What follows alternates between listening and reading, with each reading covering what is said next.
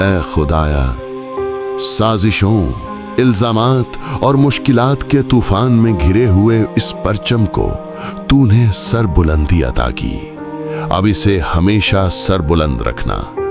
آج جب امریکہ اور ایران کے درمیان تناؤ عروج پر ہے، پاکستان نے اسلام آباد میں ثالث کا کردار ادا کیا، امن کی راہ ہموار کی اور ایران کے جائز حقوق کی آواز اٹھائی۔ اے ذوالجلال، ہمارا پرچم زندگی کے ہر شعبے میں، دنیا کے ہر کونے میں عزت، وقار اور احترام سے بلند رہے، ہر دل میں محبت کا نشان بنے، ہر آنکھ میں فخر بن کر چمکے۔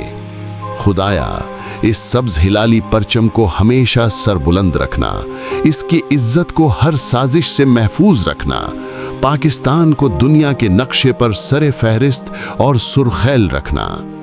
آمین یا رب العالمین۔